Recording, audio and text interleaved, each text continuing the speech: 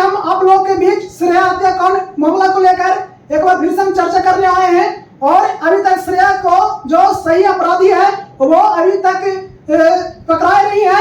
इसीलिए हम फिर से अखिल भारतीय अपराध विरोधी मोर्चा के पास जो राष्ट्रीय अध्यक्ष हैं धर्मेंद्र सिंह राठौर जी, उनके पास आए हैं और फिर से हम आप लोग को अपडेट करने का प्रयास कर रहे हैं कि क्या श्रेया हत्याकांड मामला कहां तक पहुंचा है। सर, सबसे पहले मेरे चैनल में आपका स्वागत है। बहुत बहुत धन्यवाद। सर, अभी श्रेया हत्याकांड जो हुआ उसमें लोगों का कहना है कि इसका असली अपराधी कौन है, और आप लगातार श्रेया हत्याकांड के जो अपराधी है, जो अभी फिलहाल जो है, उनके लगातार फैमिली से मिले, उनके माता जी से, उनके पिताजी से, उनके चाचा जी से लगातार मिले, तो क्या इससे क्या आपका अनुभव क्या मिला सर, कि मतलब क्या है? श्रेया के माता पिता से भी हमारी बातचीत हुई है और श्रेया कांड में पुलिस ने जिन 5 निर्दोष को अपराधी बनाया है, तो गेस्ट हाउस के मालिक धर्मेंद्र राकेश के पिता, दोनों की पत्नी, श्रेया के बॉयफ्रेंड रोहित के पिता और चाचा, इस सभी से हमारी बातचीत हुई है और हमने इसकी जानकारी भी देशवासियों को दी है। पूरी घटना में ये निकल कर आया है कि श्रेया का कौन दुष्कर्मी है, कौन हत्यारा है, ये तो पकड़ में नहीं है, लेकिन इस पूरी घटना का भी मेन अपराधी पुलिस प्रशासन हो गया है। वो एसपी हो, डीएसपी हो, थानाध्यक्ष हो, या हम कहें कि अभी अपराधी के रूप में हम बिहार के मुख्यमंत्री नीतीश कुमार को भी इंगित कर सकते हैं, क्योंकि आपने अपराधी को पकड़ा नहीं और निर्दोष को अपराधी बना दिया सिर्फ मुख्यमंत्री नीतीश कुमार के दबाव में, क्योंकि अपनी छवि को साफ सुथरा दिखाना है।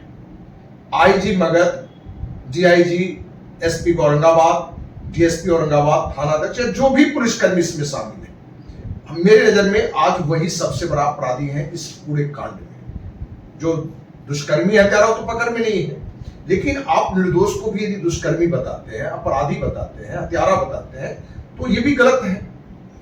तो पूरी घटना में जो शुरुआत से पुलिस संदेह के घेरा में थी कि पुलिस पहले दिन से ही गीत गाने लगा कि श्रेया प्रेम प्रसंग में आत्महत्या कर ली। पोस्टमार्टम रिपोर्ट आया कि पानी डूबने से मौत हुआ है, लड़की का उम्र 24 साल है, जबकि श्रेया का उम्र 16 वर्ष है।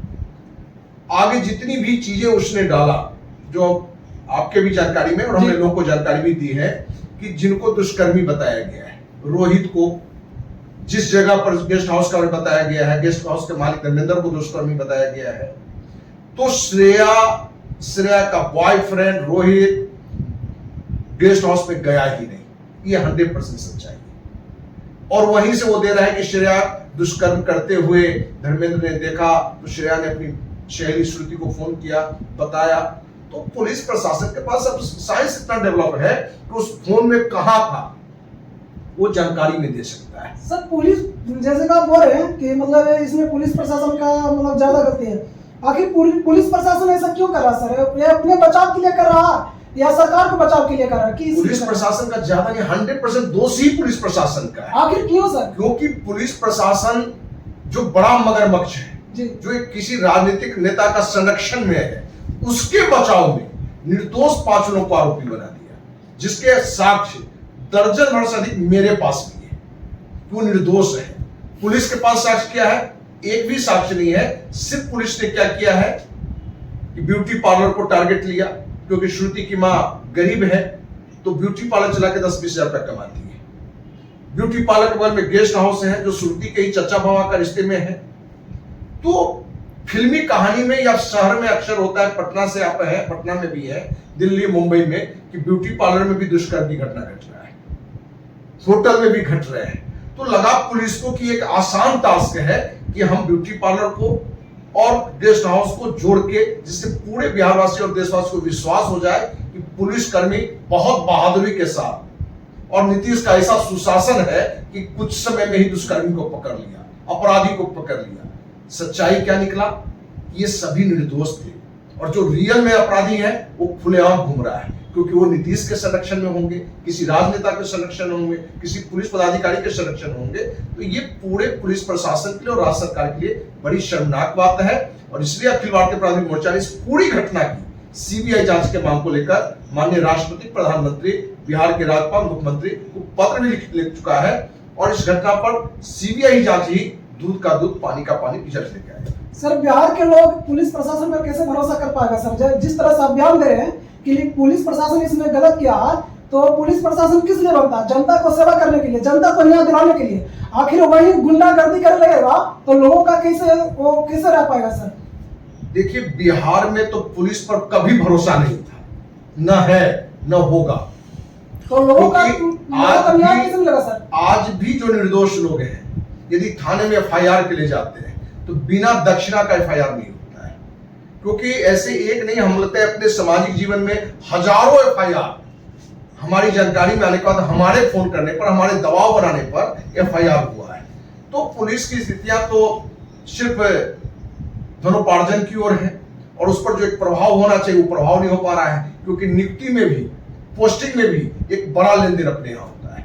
तो ये सारे कारण है कि पुलिस भ्रष्ट हो चुकी है और उसे जनता के कार्य की जगह पर वो सत्ता का कार्य कर रहा है, भ्रष्टाचारी का काम कर रहा है, अपराधी का काम कर रहा है। सर, वहाँ के जो प्रशासन है, जो एसपी हैं, जो महिला हैं, और आप लगातार अभी कुछ देर पहले आप बोले कि महिला को नीतीश कुमार सम्मान करते हैं और कुछ बोले नीतीश कुमार, इस पर आप चर्चा कर रहे थे। तो बताइए, जो उस महिला जो एसपी है वो महिला की ही नहीं सेवा कर रही है, वो महिला की नहीं न्याय दिला रही है, तो इस पर क्या बोलना चाहते हैं? देखिए, महिला का सम्मान करना चाहिए जी, लेकिन जो महिला गलत करे उस गलत को भी एक सम्मान्य तरीके से बोलना चाहिए। अब जैसे हमने एसपी महिला और डीएसपी महिला के बारे में भी हमने कहा है कि इन दोनों ने जिस तरह से निर्दोष को जेल भेज दिया है, निर्दोष को दुष्कर्मी बना दिया, हत्यारा बता दिया है, ये दोनों भी महिला के नाम पर कलंक है। हम दो व्यक्ति को आरोपित कर रहे हैं, दो एसपी डीएसपी को, महिला को सम्मान दे रहे हैं। महिला एक ऐसा सम्मान है कि हम आप यहाँ सृष्टि में है तो महिला की बदौलत है। तो हमारे यहाँ तो कहा भी जाता है, यत्र नार्यस्तु पूज्यन्ते रमन्ते तत् देवता, जहां नारी की पूजा होती है वहां देवता वास करते हैं। इसका मतलब ये नहीं है कि नारी कोई सुपनखा हो जाए, तो हम उसका भी तरीके से मैंने जो विरोध करना चाहिए वो विरोध होना चाहिए। श्रेया को न्याय कब तक मिल पाएगा सर? लोग जानना चाह रहे हैं, इच्छुक है देखने, जो देखते हैं वो हमेशा सवाल करते हैं कि क्या श्रेया का न्याय मिलेगा या नहीं मिल पाएगा? श्रेया को 100% न्याय मिलेगा। ये पूरे देशवासियों से कमिटमेंट, और बिना देशवासियों का सहयोग के संभव नहीं है। सभी का सहयोग और आशीर्वाद हर कार्य में चाहता है। तो अखिल भारतीय अपराध विरोधी मोर्चा ने निर्णय लिया है कि सीबीआई जांच की मांग को लेके और कहीं भी दिक्कत हुआ तो इस मुद्दे पर धरना प्रदर्शन से लेके और निश्चितकालीन अनशन पर बैठेंगे। ये पहले दिन से हमारी घोषणा है और हत्या के दिन से ही हमारी ये मांग रही है कि इस पूरी घटना की सीबीआई जांच हो या कम से कम न्यायिक जांच हो। चलिए दोस्तों, हमने श्रेया हत्याकांड के मामलों को लेकर कुछ सवाल था, वो हम सवाल आप लोग के बीच में रखे हैं। बाकी आप लोग को वीडियो कैसा लगा? अगर अच्छा लगा तो आप लोग चैनल को सब्सक्राइब करें, लाइक करें और छोटे भाई को प्यार देते रहे। थैंक यू, धन्यवाद।